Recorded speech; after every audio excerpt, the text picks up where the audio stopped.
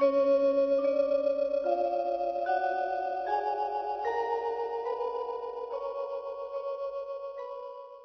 สดีครับ FC มื้อนี้ผมก็ได้มีโอกาสได้ขึ้นมาติดตามแนวทางเป็นโค้งสุดท้ายของวัดป่าโน่นฝางที่ขึ้นมามื้อนี้ตามแนวทางโค้งสุดท้ายเดี๋ยวเพิ่นสินิมิตได้จังไดแน่งวดที่แล้วเพิ่นให้ไป561เพิ่นให้ไป561คลิปแรกคลิปนี้เพิ่นสิว่าจังไดอีกครับผมบรรยากาศทางขึ้นทางลงพอดีก็มาติดญาติโยมเพิ่นไทยแขกเพิ่นยังหลายอยู่ตอนนี้เดี๋ยวผมสิเข้าไปหาเพิ่นได้โอกาสได้เข้าไปหาเพิ่นได้ไปนมัสการเพิ่นจะเข้าครับผมเดี๋ยวได้ติดตามครับผมบัดนี้เดี๋ยวสิพาไปหาหลวงตาเดี๋ยวสิได้ไปหาหลวงตา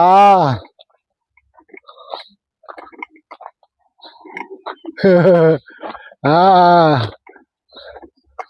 เพิ่นมาจากทางไหนล่ะโอ้ทั้งกมศูนย์ครับสวัสดีครับผมครับสวัสดีครับโอ้ FC หลายตัวโอ้ไม่หักไม่แพงแล้วมันจะพยายามลบยาไอ้เรียกไปหนึ่งที่เมื่อนึงว่าบ่ถึงแต่แค่หัวทีบ่ถึงแต่แค่หัวเด้อนะเดี๋ยวมาซื้อหัวมาถึงได้มาถึงแค่หัวมาซื้อบ่ถึงแล้วมาถึงบ่ฮู้ว่านึกว่าตั้งแต่เพิ่นอยู่นี้อยู่ใกล้ๆนี่เลยบ่ขึ้นมาอ๋อมาจากกมศูนย์ติว่ามันตะแก้วเป็นคุณตาแก้วนี่นะโอ้สะแก้วนี่นะก็อยู่ใกล้ๆกันบ่ได้เนาะผมว่าสูตรทั้งตาเพิ่นเป็นจังได๋งามบ่เขาแม่น้ำเขาน้ำบ่มีน้ำบ่มีน้ำโอ้ยผมก็พอผมแล้วนี่ทั้ง3ก็ได้นี่3เขาแล้วก็แล่นขึ้นมาว่าไอ้ฟองมันโทรหาว่าบ่ไปโน่นฝางที่พุ่นน่ะไปเดี๋ยวจังได๋คนหนึงดำนาเนี่ยบ่ไปมื้อนี้สิไปมื้อไหนพันว่าเอามาก็นัดเที่ยงบ่เห็นมามันสิรอน้ำเจ้าหรอมั้งพวกเนี่ยโอ้ยพวกถ้าผมบ่มาน่ะมันบ่กล้ามารอเรียกน้ำเจ้าแล้วรอหลายพวกหมู่นี่บ่แม่นฝรั่งทำงานนั่นเห็นบ่โทรมาแล้ว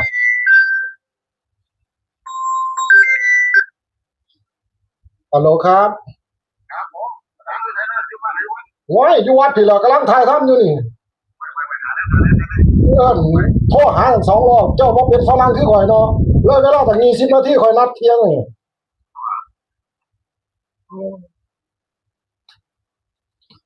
เขาไหม้ไปเบิดแล้วล่ะสร้างหัวมันเถาะเขาไปเด้อเนาะมันมากันหลายคนตะกอนน่ะมาตั้ง12สถานีของสถานีก่อนเลยบ่ต้องอันนี้ไล่ไปแล้วก่อนว่าปี2ปีประมาณอันนี้เรื่องอันนี้ก็ถ้าผมบ่เอิ้นเขามื้อนั้นแกก็บ่กล้าเขาบ่กล้าวนมาอย่างอยู่มันสิพักวันนี่อย่างไรนอนก็เอิ้นนะให้รถไปคนละคันเลยได้พอเนี่ยสิบ่มีหยังได้พวกมันแก่นกับตรงท้องนี่ตะกี้บ่ทันมีหยังล่ะตินี่เขามีทุนเขาซื้อเขาบ่มีทุนเขากำลังเฮ็ดบ่ได้คนติดตามต้อง2ล้านกว่าเนาะเอาบ่ลำบากแล้วไปบ่ทันเรียกไปเลข1ซี่น่ะเขาเก็บคนละบาทเท่าใดได้รถคนละคันว่ากันทั้งเขตมันหมวดนี้ก็ปล่อยออกมาที่ตัวเด็ดๆทั้งตัวหมวดนี้ปล่อยออกมาตัวเด็ดๆเด้อหลวงตาก็เด็ดไปตัวมันนึงก็ได้เรียก3ตัวมันก็เด็ดไปไหนอีกปล่อยเอาตัวเด็ดๆเด้อนี่นี่ปากกาสีแดงเอาเด็ดเลยเอาให้อยู่แถวเหย้าล้นบ้างนี่มันก็มีหลายอย่างแต่นี่มีมาตั้งว่าคำจะมือสุดท้ายก็มือกลางนำเหมือนเรียกมันเป็น2จังหวะเลยติคือกันกับเลข1ที่กับเลขนี่ล่ะมันมาจังหวะเดียวกันกับ7 9ที่นี่ล่ะที่7 9นี่ล่ะมาเอาตัวไหนมา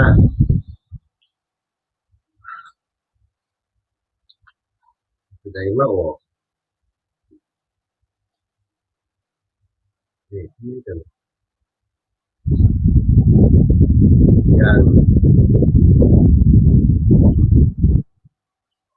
มวดว่างหันกับเขาบ่เต็มแม่มวดว่างหัน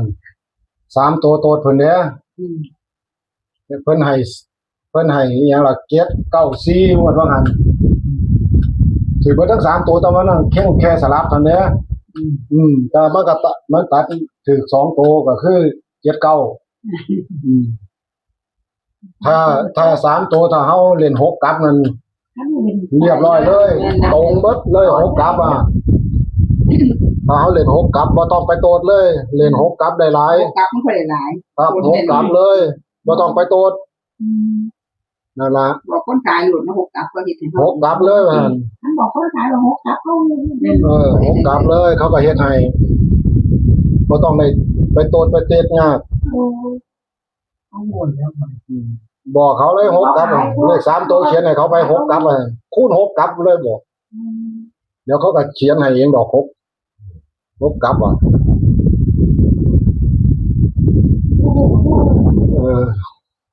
6กลับมันของบ่ได้โตด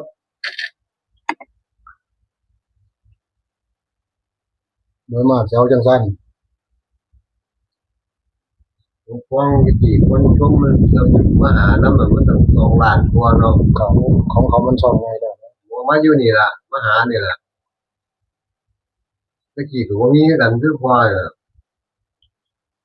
ของเฮากำลังบ่ทันพอปีแล้วผม มันนี่ให้ไปมันเริ่มใหม่มันก็ กำลังเริ่มเฮ็ดผมบ่เคยทิ้งเด้อเลยเขาว่าเขาผมบ่เคยทิ้งเด้อเดียวเด้อผมตามเพิ่นตลอดตามไว้จนว่ามันเข้าตะกี้แฮงคนเบิ่งบ่พอพันซ้ำเนาะหลวงตาเนาะไปมาเดี๋ยวนี้คนเริ่มขึ้นมาเบิ่ง 1,000 2,000 3,000แน่เรื่อยๆขึ้นมาเรื่อยๆแน่ผู้ติดตามก็เพิ่มขึ้นFC ของเพิ่น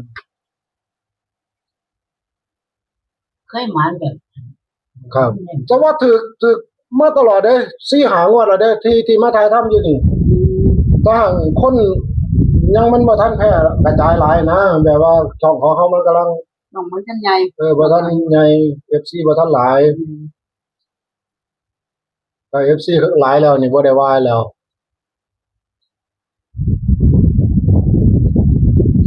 เดี๋ยวนี้บ้านไหน มีอยู่นี่ใกล้ๆนะครับอยู่บ้านย่างนี่อยู่บ้านกำนิน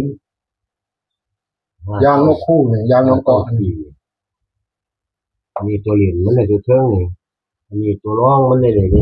ครับ เลขกัน972ตัวรองมัน ครับ ตัวนี้เรียนได้นี่ตัวเทิงนี่แหละเป็น455ที่ อ่า เก่งมันก็เลข45ครับ ได้วงไว้เลยมันละเลขมันเนี่ยเก้า โอ้ ปี 594 ว่า 594ตัวเด่นเลยที่นี่ นั่นแหละตัวรองมันเก้าน้องเลย 94 เด็กพออีกเนี่ยอันนี้พอเนี่ย ตอนเห็นพ่ออีกที พอเรา เอาละวันนี้ พอเราบัดเลยว่าบ่ได้ซื้อเสียคือเสียคุ้มงามจะไปจับมือเสียเรานั่นตัวนี้ตัวเลขกันมันมี2อ บ้า ย่าง ห้อง วันนี้เราออกแค่เจ็ดเก่านี่เอาเสียไปใส่ได้เป็น2 โอ้ ใส่ออกเราตัวเดียวก็โยกก็เก่าเจ็ดล่ะ ครับ บ่ ก็คือยังสิบ่เขียนไว้เก้าเก็ดน้ำพันน่ะ น้ำเพิ่นเขียนเลยอ่ะ อันนี้45ทีนี่ เรียกมือสุดท้ายตัวนี้สุดท้ายเอามือสุดท้ายมาเรียน ครับ อันนี้45บ่นี่ครับ เรียกว่าไว้ อันนี้ตัดออกมาจากตัวนี้ล่ะตัดออกมาจากเก่าที่ ตัดออกจากนี้เดี๋ยวตัดออก94ไอ้เก้าเก็ดน้ำเนาะตัดเก้าเก็ดให้เขาน้ำเนาะเก้าเก็ด อ๋อ นี่ตัดให้เก้าเก็ดน้ำ72ตัดไว้ให้เขาน้ำพวกมันคนมันบ่ค่อยอันนี้ตัว อันนี้ที่ฝันเห็นพอตัวนี้เนาะอันนี้ฝันเห็นพอนอนเนาะ มันเป็นมือเจ้าอยู่ไสเดียวเนี่ย เพิ่นใส่เสียที่ว่า ว่าเจ้าอยู่ไสเดียวเนี่ย ผมน่ะ เออ ผม66 67มื้ออื่นมื้อฮื้อนี่ มือเจ้าพ่อเรียกไปฝันเห็นเจ้ามาพอดี บ่แม่นสิออกบ่นึงสิ67ติครับ บ่รู้เนี่ยนะเจ้ามาเรียก ฝันเห็นผมที่ว่า6 7แล้วหลวงตาสบายจังซั่น แม่พูดมาเนี่ยข่อยลงหัวล้านมาซั่น เออ เนี่ย เอามาฝันเห็นผมนี่ เด็กไม่ได้ขี่ หรือว่านี่มันมีถึงพอนี่ว่าพอแล้วเขาเอาปลาไม้ปลาทูเขามา อืม ไม้ปลาทูในจานมัน ปลาทูอยู่ในจาน เอาขึ้นมานี่โยมมาเตรียมอยู่ข้างนอกไปก็เอามานี่แมวไปกิน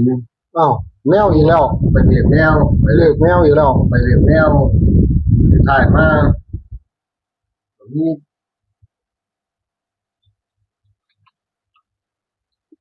ผู้ชายกับผู้หญิงเรียกมันอยู่อ่ะพวกนี้ เออ ผู้ชายมันก็น้ำหาน้ำหกเนาะ ครับ เสื้อเอาโลดนี่ตัวนี้ตัววงไว้ ตัว4554นั่นน่ะ ที่หกที่ผู้ชายนั่นแหละ ครับ เก้ามันก็เป็นหกได้เลยเอาเด็กตัวนี้เก้าหกที่มันกอดกันนะกอดก็เป็นเก้า ครับ ก็ได้กี่น้ำกอด กอดเก้า เก้าหาที่ เออ เก้า งานจะน้อย เก้าหาเก้าที่กอดเอาน้ำกอดเป็นต้นมันกอดเป็นเก้าเนี่ยเอาแล้วเก้าเป็นกอด แต่ เลย เพื่อน เก้าเป็นกอดเลย ต้องหาที่ไหนดีนะ เก้าเก้าสี่ห้า นี่ของหลวงพ่อ เก้าเก้าสี่สี่ตลาดที่นี่บ่ผ่านได้หลักที่นี่ ครับ ก็คือเลขหลักที่นี่6 4 5 4 9 4 7 4นี่คือเลย อืม เป็นในดันปีเลยนั่นนี่ร้องไปให้ จำเด้อจำซอยกันเด้อจำซอยกันเด้อ ร้องไป จำซอยกัน ปี เบิ่งซอยกันตีซอยกันที่เพิ่นฝันน่ะถ้าฝันเห็นแมวงวดนั้นก็ยังออก94เนาะระวังนะทำว่าแมวนี่ ประตูเทียมก็ไม่ถวายจานกิน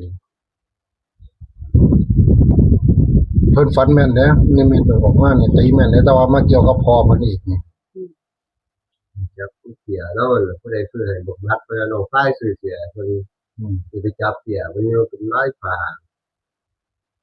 สมมติเอาบ่เสียนี่มันจะเป็นแค่เก้าเจ็ดนะครับมีเสียเอาไปนำเสียถึงสอง อ่า หรือว่าเก้าเจ็ดสองแล้วไปจับเสียแล้ว บ่แม่นมันสิมาโตเก่าซะติคันเสียสอเสีย4อีกแล้วว่า4 9 7แล้วว่าบังนี่ เสียเป็นสองเพราะว่าเด็กบัตรท้ายมือท้ายเรียนมาหลายอย่างมันมาตัวนี้ ครับ มา มาตัวหาตัว4นี่ ต้องมาผีผู้หญิงนั่นล่ะมาแต่ว่ามันยืนอยู่ก็เลยไปจับพ่อมันสินะที่เว้าเรื่องฝันมันสิเป็นแปลงมาเฮาก็ไปมานอนน้ำเขียนอยู่เดินนั่นล่ะคือเลขนี่ล่ะเลขมันเป็นมาอยู่แล้วเลขพวก5 4 6 4 7 4ถ้าไปเป็น7ก็7 4รถเป็น5 4รถนี่ล่ะเลขนี่9นี่9นี่5 9 4เนี่ยตัดเรียนตัวนี้ล่ะที่แล้วตัวนี้มันวงไว้นี่ที่5เนี่ยเลขที่5 ครับ แพงเลยตัวนี้ตัวนี้เป็นรองมันไป ครับผม รองมันเรียนมันก็อยู่เทิงมูลเนี่ยเก้าที่หรือว่าเขาสิซื้อเก้าที่หาก็ได้ อืม หรือว่าเก้าที่ก็ได้ตัวเรียนมันมาศูนย์เจมันสิหลายตัวบ่เอาดอกทั้งมาศูนย์นี่ว่าศูนย์มันสิออก80นั่นนะถ้ามันมาตัวนั้นบ่เอาศูนย์เอามามันจะตายเอาตัวนี้ที่หา โค้งสุดท้ายแล้วเด้อ FC ครับบัดนี้ ที่หา เอาให้แม่นๆเด้อโค้งสุดท้ายแล้วบัดนี้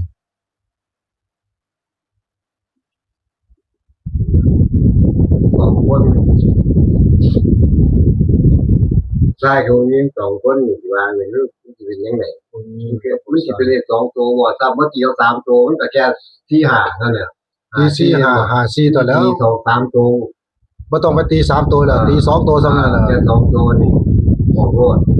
เด็กน้ำผู้ชายนี่ชายก็น้ำหาน้ำหกนั่นน่ะ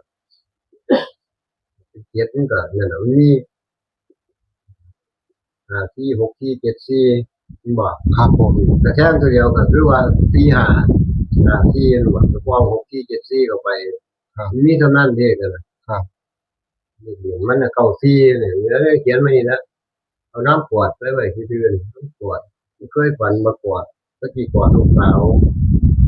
มันไปออกน้ำกวาดมันไปออกน้ำเก่าหนึ่งมันไปออกน้ำกวาดมันออกเก่าสี่ อืม ไปออกน้ำกวาด แต่ละคนฝันมันก็บ่คือกันเนาะนี่ ฝันมันคือโมจะก่อย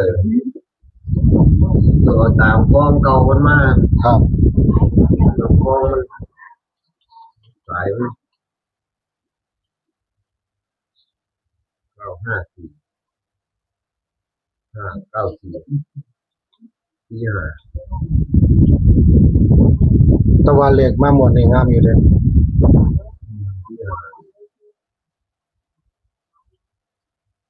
เลขพี่น้อง ผมว่าย่านเป็นเลขพี่น้องนี่กันอยู่ในเลขงวดนี่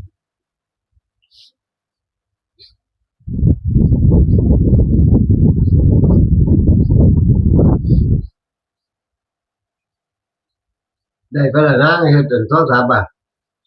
ได้แล้วเรียบร้อยแล้วนะ เอายังมันก็รับเงินอยู่จ้ะกับไลน์แล้วท่านที่แอดมาเขาเห็นว่าเป็นอะไรอะไรเรียนเยอะไม่เรียนไหนว่าเราเอ็นมายังมีที่ได้รับเงินไหนนี้เรียนเยอะบอกไม่ติดอ่ะ โทรหาหลวงตาโทรยากโทรมาเพิ่นก็ลางเที่ยเพิ่นก็รับได้รับเพิ่นก็บ่ลางเที่ยเพิ่นก็บ่ได้รับเพิ่นก็อยู่ทั่วทิศทั่วแดนเพิ่นโทรศัพท์ก็บ่ได้อยู่นำมือเจ้าของ มันก็เปิดเคียงได้แล้วไม่เนาะเฮ็ด เบิ่งเอาเนี่ยชัดเจนอยู่ดอก594 972วงเล็บไว้45 3ตัวไปเลย272ที่ผมตัดให้ก็คือ7 ตัวมัน 97กับ27ให้ระวังเลข ตัวเด่นมันก็มีตัวเด่นมันอย่าง ให้ระวัง94เลขเพิ่นบอก ตัวเด่นมัน 9454โตเทิงๆให้ตัดเลนให้เต็มเหยียดเลย ถ้าบ่94ก็54แล้วเนาะแม่นบ่สิอยู่เกณฑ์นี่ล่ะเลข ลงมาใต้น้ำหาน้ำหกกับ6ครับ ที่ก็คือตัวละ2 บาท ค่าตัวนี้ตีลังกาลงหน่อยเนาะเอาหัวลงจังซี่64ก็เป็นไปได้เด้อเนาะแม่นบ่เนาะ โอ้ยน้ำผู้ใต้นะครับ น้ำผู้ชายแล้วโตเก่า ใต้ตัวนี้มันนอนยืนอยู่ไปมันนอนร่วมกันนะ อืม อยู่กันนะ แม่นบ่ก็ตี54โลดแล้วผมว่า เออเพราะว่าแฟนเก่านะชัดเนาะเก่าบอก ชัดเจนเติบ เก่าที่เนี่ย ชัดเจนเติบเด้อชัดเจนเติบเด้อเลขว่าเลขผู้ชายกับผู้ ที่นาต้องคุมใหม่ มันวงใต้น้ำหาน้ำหกก็คือเอารอดเนี่ยตัวนี้นะ เรียนลัดโลดเนี่ย45 46แล้วก็ให้กลับเอา นี่เลขเต็มมันเลขตัวใหญ่นี่เพิ่นนี่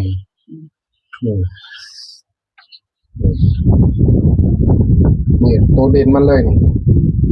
เก้านี่ตัวหาเก้าสี่นี่ตัวเด่นเลขตัวเด่นเพิ่นไปตัว972นี่ตัวรอง เย็นทำไมประกาศอยู่ไหน เขียนเอาเด้อ เฮ้ยที่เขียนว่าแม่นี่ก็เอากระดาษเหนียว อันนี้ลูกขออนุญาตให้ไหมคะ เดี๋ยวอ้าวนี่ทายเอาเพิ่นทายเอา โยมสองห้องเขียนในตัวผมใหญ่บ่เห็นมาเห็นเป็นตัวอื่นก็คือกันนั่นน่ะคือกับแม่น่ะ คือกันน่ะล่ะลงไปนี่ผมก็ไปเขียนให้ญาติโยมอยู่นี่หลายคนอยู่ บ่ ถ้าเขาหังบ่ได้เดี๋ยวได้ในโทรศัพท์ไปแล้วก็บ่ได้ยากเอาถ้าอันนี้ก็ฝากไว้นำแน่ช่องอาจารย์วัดพระแห่งนั่นใน YouTube น่ะเข้าไปเบิ่งเพราะว่าสิถ่ายทำเอาตั้งแต่หม่องเด็ดๆเลยเด้หม่องบ่เด็ดก็บ่ไปเลยคลิป ติดตามมัน แล้วมีประเด็นไทยบ่ค่ะ หวยเล่าต้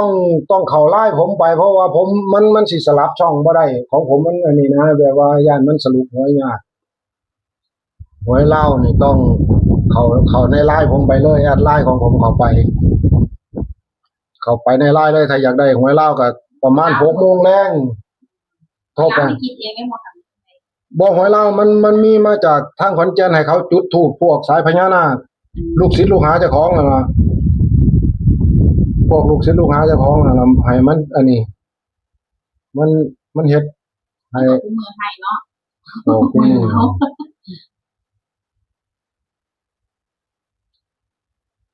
ละโลกนี่ล่ะเรียกวงใหม่มันมามันวงใหม่น่ะ เดี๋ยวพุ่นละผมเดือนหน้าผมคงยังสิเริ่มวันที่1ที่2น่ะคงยังสิได้เนาะอาบน้ำมูกน้ำมนต์เสียเคราะห์เจ้าของก่อนจักเที่ยวโอ้ยตายๆนี่หลายข่อย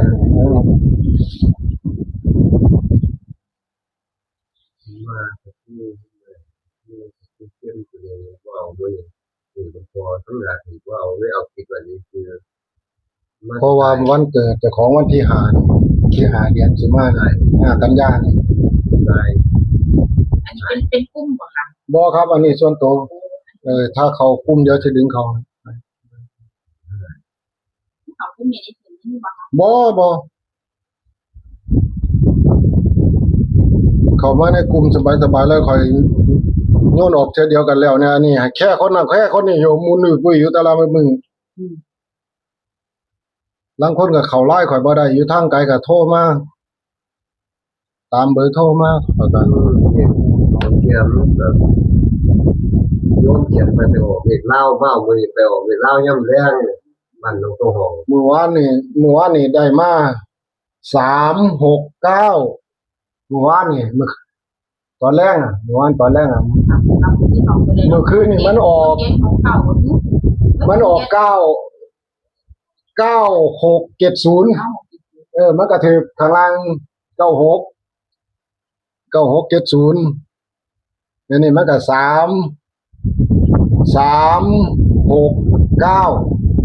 ที่เขาให้มาน่ะ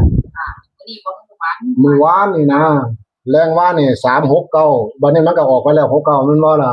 มันขาด3แต่ว่าเฮาก็ตัด6แม่นบ่ล่ะตัด6ตัวแม่นบ่ล่ะ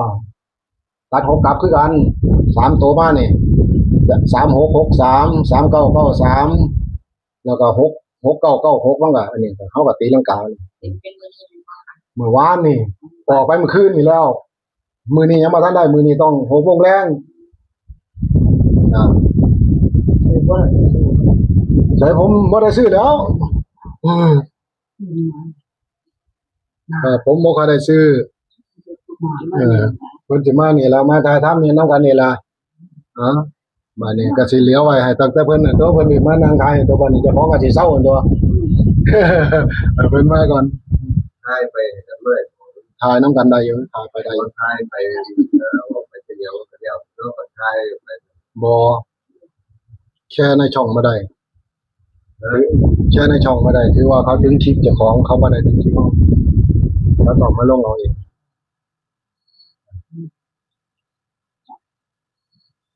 ขั้นสีดำบ่ครับ ครับสวัสดีครับเป็นแกนมาเด้อว่าเนี่ยไอ้ฟ้องก็ดี น้องคู่มือ ใช่ อยู่ในซอง เพิ่นน่ะ เนี่ย ก็ธรรมดาน่ะเพิ่นช่องเพิ่นไงเพิ่นคนFTเพิ่นหลายบ่คือผมดอก หลายคนติดตามแล้วหลาย คนติดตามหลายเป็นแสน เราก็ดึงคนติดตามแล้ว เออ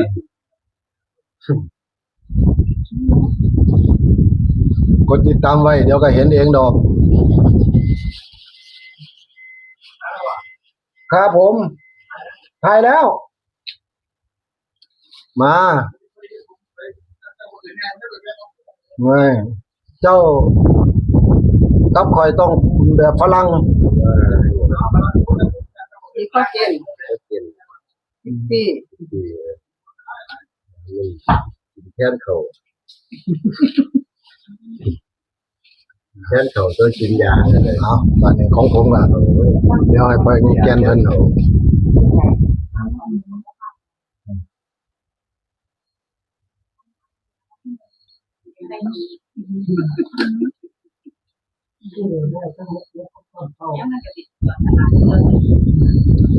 พากันเสี่ยงดวงกันซื้อลอตเตอรี่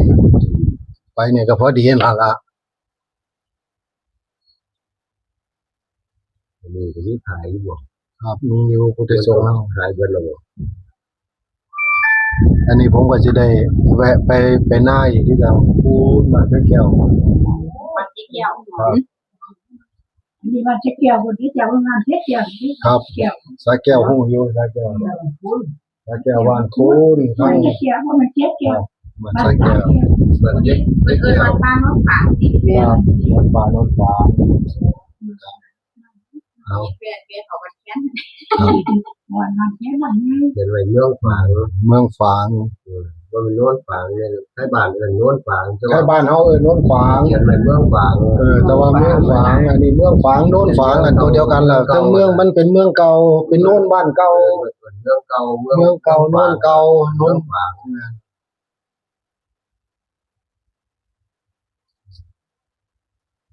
จะได้คิดเราทั้งพวกมันฟ้องมันนี่มันมีเมืองฝางมันเขียนไปได้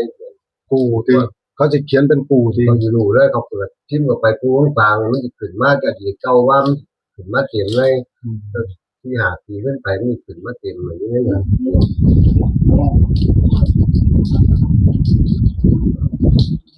มาเข้ามาโอ้อันนั้นถวายดินี่อยู่ดิ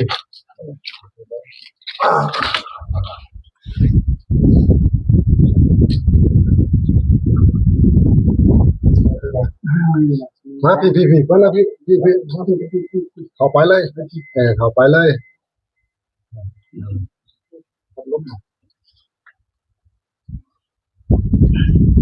เนี่ยเราเป็นที่เราไปแค่แต่โดน ครับ อะไรก็มันมาเขียนเลยแล้ว บอกเด็กว่าเราพยายามเราเลยเราไม่บอกเด็กไปว่าจะ มีมนต์ขับนี่ พยายามเนี่ยไม่ปัญญาครับเป็นข้อมูลนะ เอาไว้ทุกอย่าง เป็นสมควรนะ คนที่ก็เห็นกัน ไม่ว่าทุกคนละ แต่พ่อกันจะใช้น้อย